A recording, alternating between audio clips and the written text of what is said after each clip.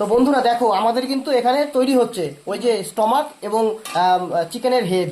তো দেখো এখানে পেঁয়াজ, তারপরে রসুন, তারপরে এটা দিদি মাত্র কি দিলি রে? বাটার।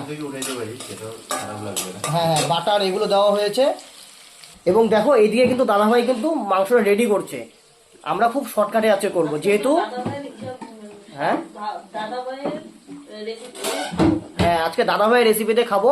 বিকজ আমরা দিদির রেসিপিতে একটু আগে দেখতেই পারলে তোমরা, বা তোমাদের ভিডিওটা ভাগ করে দিতে পারি, পিজা খেলাম। তো পিজার দিনই কিন্তু এটাও হচ্ছে। তো পিজা এবং এদিকে আবার এত কিছু খেতে তো একবারে তো মানে একদিনে ভিডিও দেওয়া সম্ভব না, তাই দুটো ভাগ করে দিয়েছি। তো দেখো ওইদিকে কিন্তু সব পিজা কিন্তু রেডি, ওইদিকে 4টা, আরো 2টো খাওয়া হয়ে গেছে। এদিকে আবার মাংস রেডি হচ্ছে। ও আজকে কিন্তু ব্যাপারই অন্যরকম, এত খাওয়া যে কি করে খাই ভাবতেই পারছি না, চেষ্টা করব।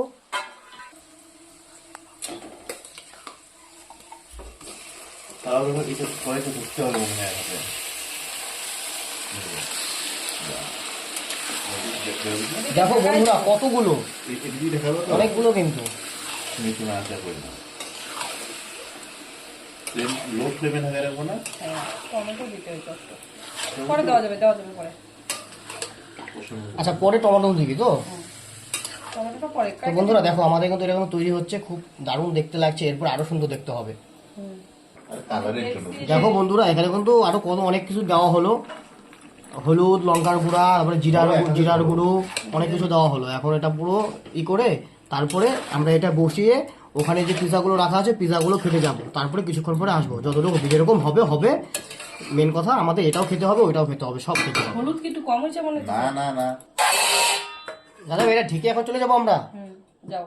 বন্ধুরা দেখো আমাদের কিন্তু এই মাংসটা কিন্তু রান্না কমপ্লিট এবং এখানে টেস্টের জন্য রেখে দিয়েছি, আর এখন কমপ্লিট। তো চলো বন্ধুরা দেখা হবে একটা নতুন ভিডিওতে। আর কিছু দেখানোর নেই, মাংস তোমরা সবাই রান্না করতে পারো। টাটা।